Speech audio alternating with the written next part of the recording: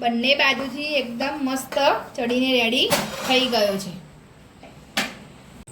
તો હવે આપણે હાંડવાના પીસ પાડી લઈશું।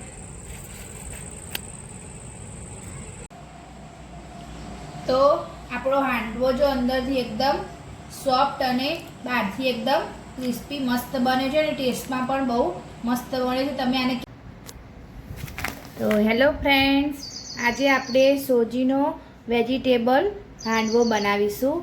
એના માટે અહીંયા હવે આપણે સોજી, પછી આ બીજા બધા વેજીટેબલ, એમાં 2 નંગ કેપ્સિકમ, એક નાની દૂધી, ગાજર અને લીલા મરચાં, બટાકું, લસણ, ડુંગળી એ બધું આપણે લીધું છે। હવે આપણે સૌપ્રથમ સોજીને પલાળીશું।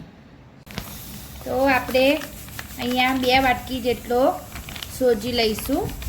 તમારે જે રીતથી માપ લેવું હોય એ રીતથી માપ લઈશું। અમે અહીંયા 2 વાટકીનો બનાવીએ છીએ।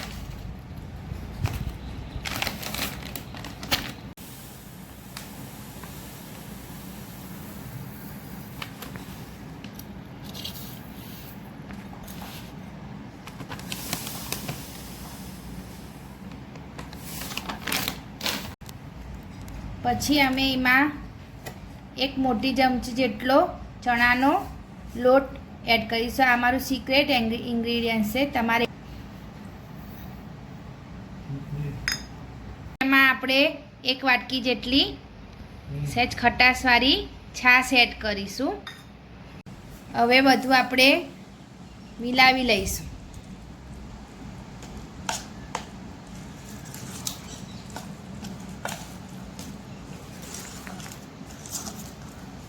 તમે આમાં દહીં પણ નાખી શકો છો।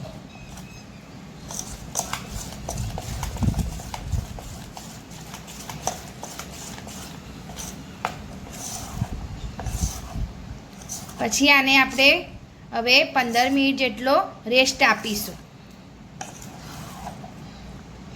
તો હવે આપણે બધું છીણી લઈશું। છીણીની મદદથી વેજીટેબલ જે બધું લીધું હતું આ રીતે છીણીની મદદથી બધું છીણી લઈશું। અને અહીંયા કેપ્સિકમ મરચાં આ રીતે ઝીણા ઝીણા સમારી લીધા છે અમે। તો અહીંયા આપણે ગાજર, દૂધી, બટાકું, કેપ્સિકમ ઝીણા સમાયેલા, ડુંગળી તો બધું આપણે ગ્રેટ કરી લીધું છે અને કેપ્સિકમને આ રીતે ઝીણા ઝીણા સમારી લીધા છે। તો આ બધું આપણે હવે ખીરામાં એડ કરીશું। પછી અહીંયા આપણે લસણ મરચાંની પેસ્ટ એડ કરીશું। પછી બધા વેજીટેબલ્સ આપણે જે છીણ્યા એ 1 બાય 1 એડ કરીશું।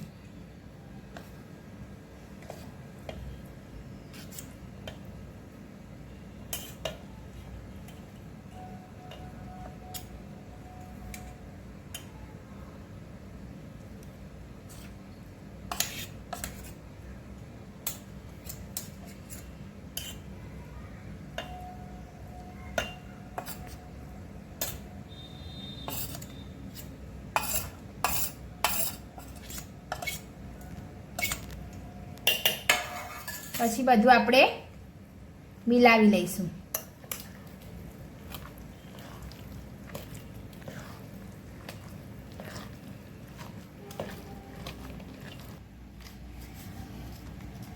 હવે સ્વાદ અનુસાર મીઠું એડ કરીશું। 1 કે 2 ટેબલ સ્પૂન જેટલી સુગર એડ કરીશું। હવે બધું આપણે મસ્ત મિલાવી લઈશું। પછી થોડું 1 ટેબલ સ્પૂન જેટલું ધાણા જીરું એડ કરીશું। અને પછી હવે બધું હવે આપણે મિલાવી લઈશું।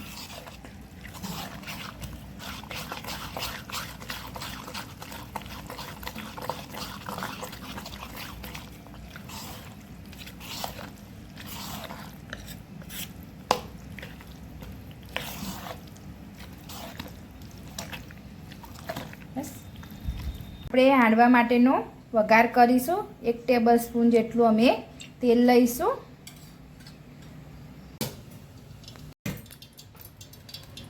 તો આપણે ગેસ ઓન કરીને તપેલી મૂકી દીધી છે વઘાર માટે. પછી અડધી ટેબલ સ્પૂન જેટલી દહીં એડ કરીશું. તેલ ગરમ થઈ ગયું હતું આપણું. પછી અડધી ટેબલ સ્પૂન જેટલું જીરું, પછી પીંચ ઓફ હિંગ એડ કરીશું. કઢી પત્તા એડ કરીશું. થોડા અડધી ટેબલ સ્પૂન જેટલું તલ એડ કરીશું. પછી ગેસ આપણો ઓફ કરી દઈશું અને આ વઘાર હવે આપણે ખીરામાં એડ કરી દઈશું.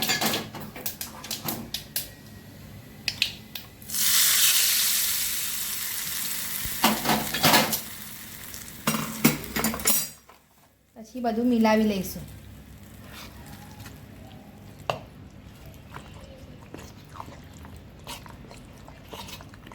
તો મસ્ત પ્રોટીનથી ભરપૂર એવો હાંડવાનું ખીરું આપણું મસ્ત રેડી થઈ ગયું છે.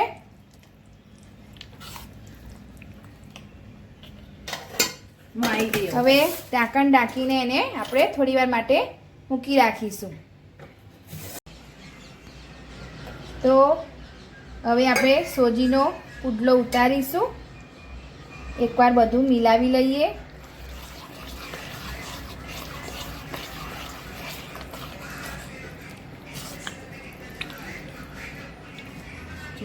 તો હા, પીંચ ઓફ જેટલા સાજીના ફૂલ એડ કરીશું. એક ગેસ ઓન કરી દઈશું. પેનને ધીમા તાપે ગરમ કરવા મૂકી દઈશું. થોડું ઓછું તેલ લઈશું. એક નાની ટેબલ સ્પૂન જેટલું એને ગરમ કરવા આપણે મૂકી દઈશું. પછી એમાં અમે સિંગ દાણા તળ્યા હતા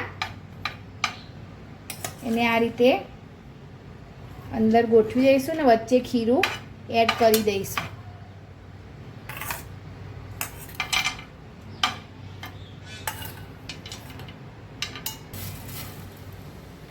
પછી થોડા તલ સ્પ્રિંકલ કરીશું એમાં. અને હવે આપણે હાંડવાને એક જ ડાયરેક્શનમાં બરોબર હલાવી લઈશું.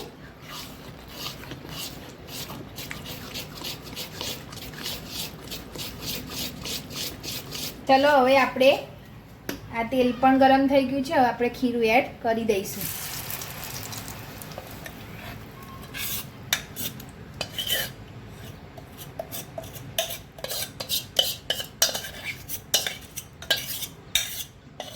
હવે એક બાજુ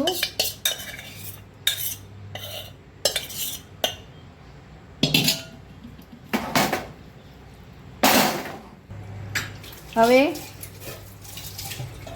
ઢાંકણ ઢાંકીને એક સાઈડ 5 થી 10 મિનિટ સુધી આપણે એને ધીમા તાપે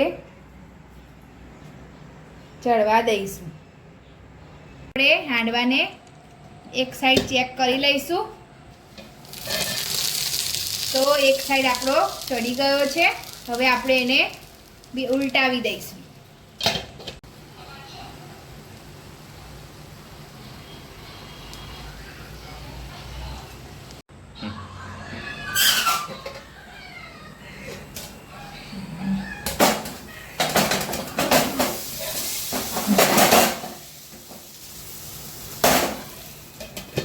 હવે આપણે એને બીજી સાઈડ 10 મિનિટ ચડવા દઈશું.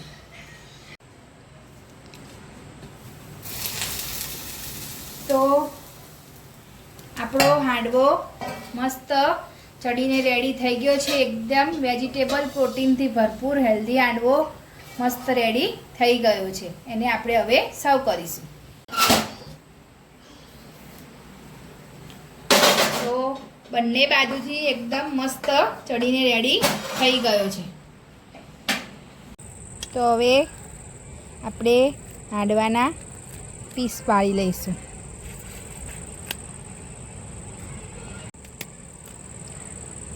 તો આ રીતે